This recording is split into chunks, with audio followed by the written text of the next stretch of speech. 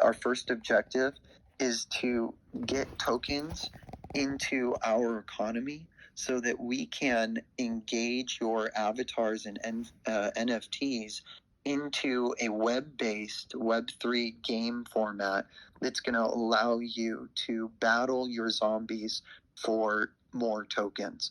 Now, we haven't settled on the exact dates, but we are pushing as aggressively as we can with a team that is more than capable to push these things out. We have no problem pushing this out in a week, but we're not going to, because we need to make sure that all of the mechanics in the smart contract and the code is actually there to perform at all of the gamification and future iteration needs that we need for the project. So again, we appreciate you guys for your patience. We are moving at neck break speed. I promise you. I think I slept a total of 10 hours since launch. Literally. Jeez. I went to bed at 6 a.m. for a 2-hour nap this morning, and that was the most sleep I got in 3 days.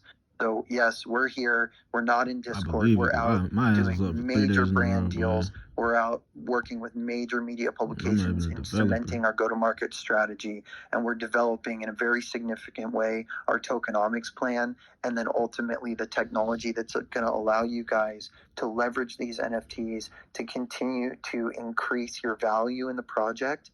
And with that value, ultimately, we'll be creating future NFTs and iterations, like whether it's, and this is something I would love to hear some feedback and talk about, whether it is, we want to buy or mint a female zombie and then have zombie children, or whether it's that we want to be able to create a horse or a new gun for your zombie. These are some of the options that we're exploring, but those really come down more to storyline and imaging that we're settling on, because a lot of those smart contract functions are the same. So we're able to kind of develop and still decide on the storyline side by side in terms of the game. But that's something, if you guys want to be chatting in the general, we are catching up a couple times a day, going all the way back and reading all the comments, taking all the feedback. We're listening. Trust me.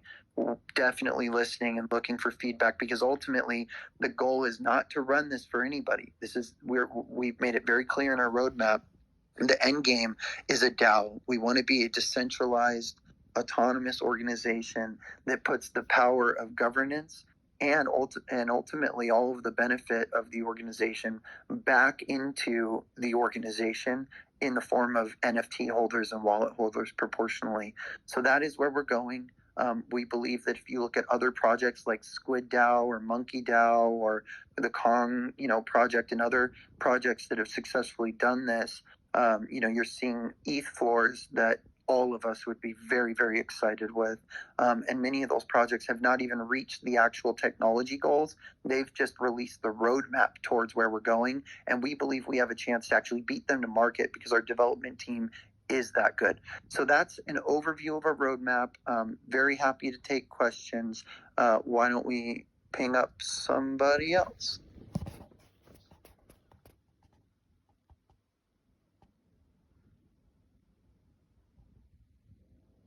Do we have anybody? Is it possible?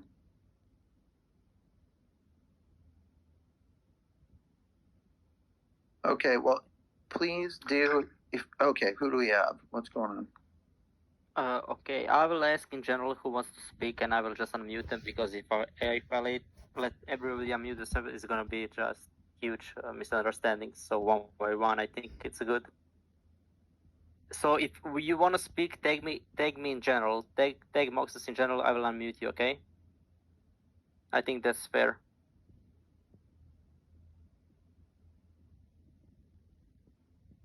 And while we're waiting, I'll just start going on something else I know everybody's been asking about, which is PR, media, brand strategy, and releases, things like that. We hear you. One of the things we love about this project is the authenticity. And so we are unwilling to compromise that. This did start from a very grassroots place, and it very much has been an organic and authentic community that sustained it. We have not had to support the floor very much. It's been pretty wonderful. We love you guys. Thank you again for all the belief and all the support. We really think this is going to go to the moon, with or without us, but we're going to get it there, and we're going to keep it there. And part of our strategy for doing that is it's a layer game. So we want to make a splash in the mainstream media world first, So the reason that you're not seeing publications on things like Cointelegraph, CoinMarket, or Hacker Noon, Wired Magazine, things like that, many of which we have already got some semblance of agreement. We do have agreement with at least one that I just mentioned for an article that could have gone out today, along with some other articles that could have gone out today, but we're holding them, believe it or not, because we want to give an exclusive opportunity to a top 10 media outlet. Our brand manager and PR publicist, this is his lane. And so we're not going for this scammy low-level shit and just posting on everybody's Instagram. I mean, I understand that there are people in our community doing that, and that's fine. Go grassroots, guerrilla market. We're for it, right? You guys decide where we go. But if we have any influence, what we're really trying to do is make a serious splash. So we're reaching out to like CNN, MSNBC, that type of thing, like, get us on Squawk Box, that type of thing. So we're giving those types of media channels, Fox, you name it, an opportunity first. Rolling Stones, actually, there was a previous publication with our manager out of, and some other ones that are pretty exciting, we think, that are on brand. I think a Rolling Stones article or a Maxim article on our breeding would just be out of control. So giving those people an opportunity for an exclusive first story that highlights the rags to riches of the humble origin of this project to the scale that we're going to take it to with the team that's working day and night. I mean, really super overtime to take this where it can go. So we're going to give that an opportunity first, as well as giving the A-lister celebrity endorsements their first hack at this thing and get those things solid by Monday. Now, the deal is with our PR publicist, if we don't have those contracts ready to go by Monday and we don't have some major publication by Tuesday, then we're going to no longer hold off on the mid-level publications and hit super hard. But we do have a building log of publications, so that's going to be really fun. So we're going to drop a mainstream first, ideally with an exclusive break. Then we're going to follow it up with a nice strong push in that middle market. And we are really targeting, 60,000 to 6 million, 8 million type audiences. So this is not a low level push. I don't know if it's prudent to release or not, but I will say that we have reached terms with Millionaire Mentor, and Jason Stone is a personal friend of mine. So we will be releasing on his platform unless something changes. But right now, we do have a written agreement, so I feel pretty confident releasing that. We were actually going to hold that one too for maybe even a week, but we may go a little faster on that. So again, there aren't that many people in this. Oh, actually, we've grown. I wasn't going to go quite as detailed on the PR as I went, but I'm still waiting for a question. So you guys are kind of making out with some good info here. We made the conclusion that they're gonna take me with question. I'm gonna read it, if that's fine. Yeah, that's great. So Gucci Potato said, "Is there any other reason for releasing on Poly Network other than the low gas fees?" So I have to be honest and say I wasn't involved in the decision to go to Polygon in the first place because I did come into the project right after launch. So that would actually be a better question for AJ, but I can answer it, I believe, moving forward in a fashion that would probably be helpful and sufficient. So firstly, our development team is friends with the founders of Polygon. Actually, more than one person on our team is. So we have a very good working relationship. So if we have scale issues or network issues, we have direct cell phone access to work on that project. Now, I assure you that these team members were just brought on by me in the last couple of days, and they had zero impact in any unfair gaming with Polygon into our position with Polygon, I promise you. But we do appreciate the ability to work so closely, and it does make for integrations a little easier, so we like that. We obviously have no issue working with Solana. We do have a possibility of doing future iterations cross-chain because of the sophistication of our development team they brought to our attention.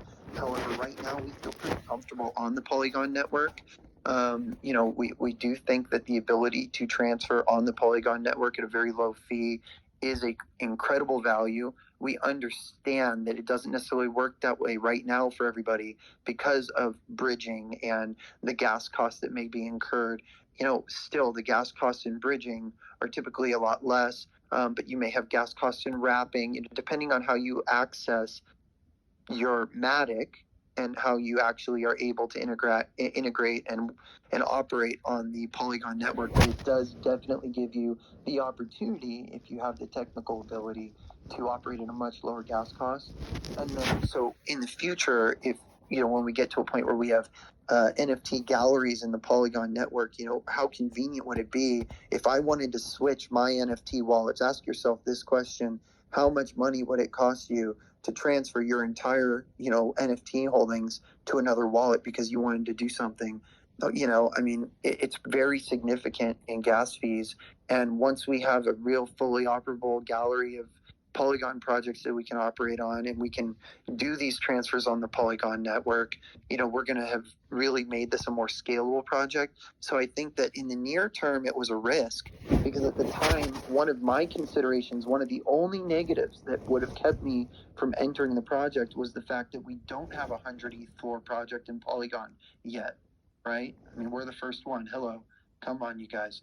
That's the story. And so we were a little worried about that because it was a risk, but I think it really played out for us, because making a mark and getting eyeballs in this space right now, that's the barrier to entry, because there's so much noise and there's so many projects that are coming online. I think it actually was very fortuitous of us to end up launching on the Polygon network, because now we have that extra filter of category on the OpenSea and any other platform that can see that we are quickly vying for that number one spot, and that we really are in the running. I mean, we're number 2 on Polygon. I think that definitely played out in our favor. So I think there's a lot of reasons that ended up working out for us. It was a risk, but I think it totally worked out in our favor this time.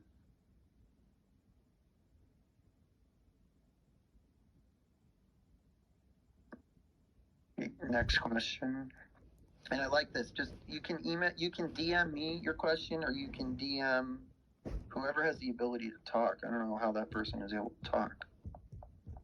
Okay, I got a few questions. I'm not sure which one to say first, but Hepa said, is 3 months for beta game realistic? Well, I don't remember if I put out 3 months as the timeline in the roadmap, but I do think that that would be a realistic timeline. Next question. Actually, I'd like to add one more thing. Our team would love to get it done quicker than that, and it would be possible, but we are unwilling to sacrifice ability in the long run. However, me in my position, as much as it feels like you guys that I move at a tortoise pace, I guarantee you ask AJ or anybody who's willing to talk to you from the team, and they'll tell you that I am one of the fastest working people out there. So we will absolutely be getting this to market way faster than you guys think. And yes, I think 3 months is reasonable. Okay, what's the next question? Rich29 said, how quickly can you go to market with these future strategies if your media blitz catches fire? Yeah, I mean, gosh, I think it's a compounded question to me. So the media blitz catching fire, to me, doesn't really affect our developmental goals.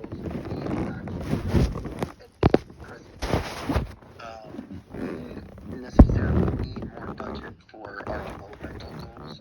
Of course, the more money that we have, the more we can build out our team, and the faster we can get to market, and the greater and faster our PR push, right? Because it's easy, we just can double budget.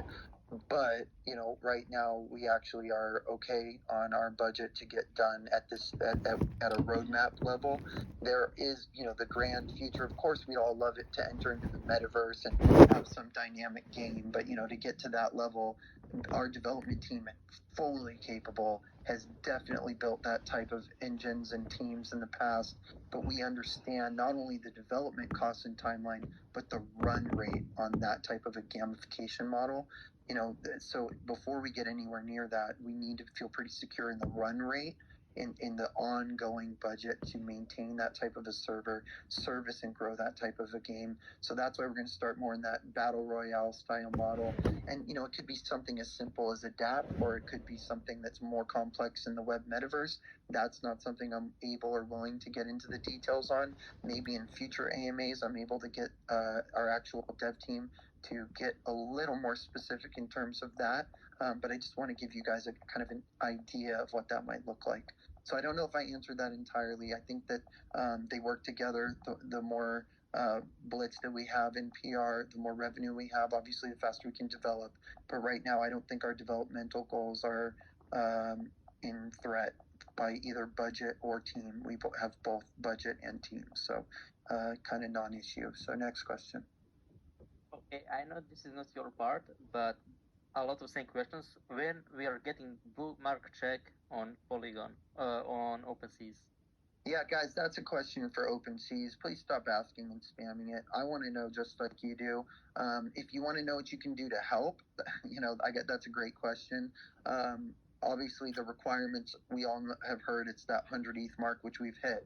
So we have applied, and we're going to continue to apply pressure, but it has been taking a few days. There are some projects that have massive volume that blew past the 100 ETH. They're at 300 ETH right now, and they applied, and they've got over 1 million Instagram followers on their founding team, and they still haven't got their blue check, and they applied at the same time. So it has nothing to do with the project, I assure you. It's just the amount of projects that are submitting that they're waiting through.